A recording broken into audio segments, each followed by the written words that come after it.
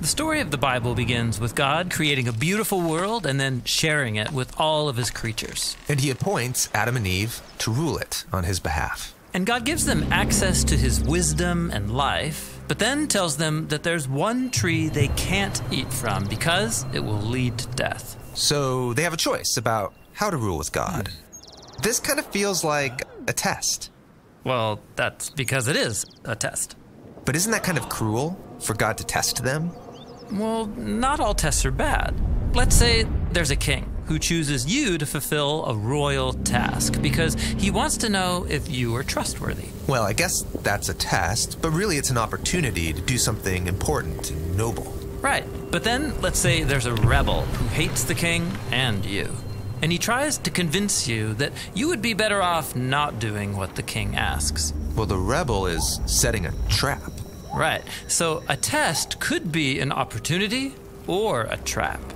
And the difference is whether the one testing you has your best interests in mind. I see.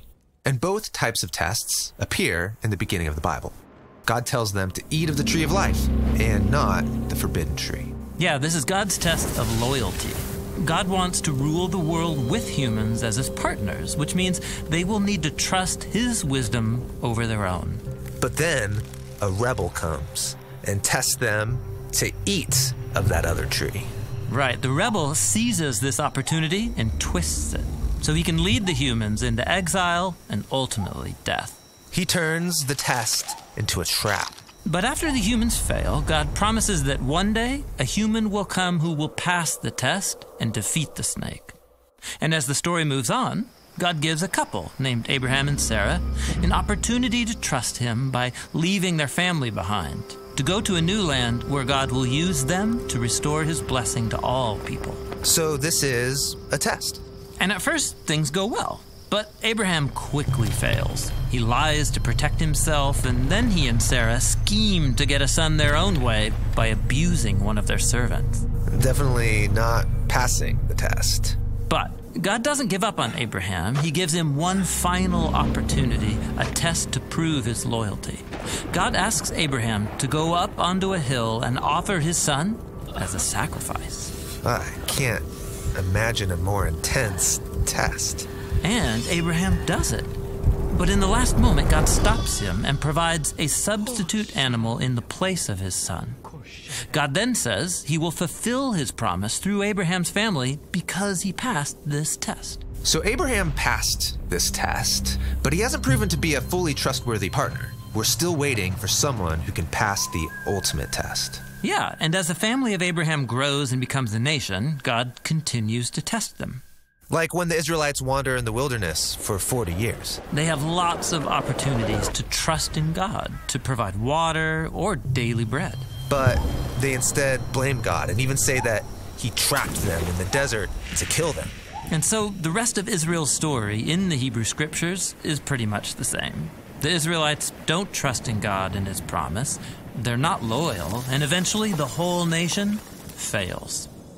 So humans have an amazing opportunity to partner with God, but no one is really qualified. And so all of this brings us forward to Jesus. There's a story where Jesus goes into the wilderness for 40 days and 40 nights without food or water. Ah, yes, the wilderness.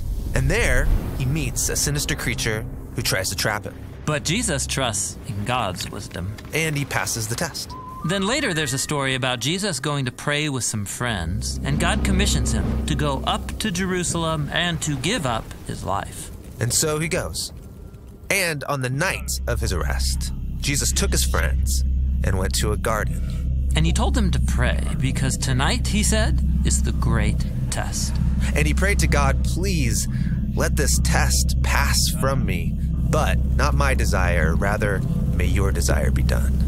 In this garden, Jesus shows us what passing the test looks like. He trusted in God's wisdom, he loved others more than himself, and he confronted evil with good. Even though it cost him his life. Right.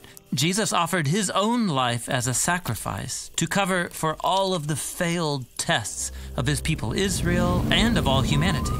Jesus passed the ultimate test on behalf of us all. This is amazing. But that doesn't mean everything is going to be great in our lives. I mean, let's be honest, we're going to face our own tests every day. Right. Jesus said every generation of his followers would have their own tests that will force them to trust God in radical new ways. And these tests can be difficult and often painful. But remember, a test from a good God is an opportunity. This is why James, a leader in the early Jesus movement, said that we should be grateful when we face tests and trials because they offer us a gift. It's an opportunity to surrender to God's wisdom and to become more like Jesus, the one who loved us and who passed the test on our behalf.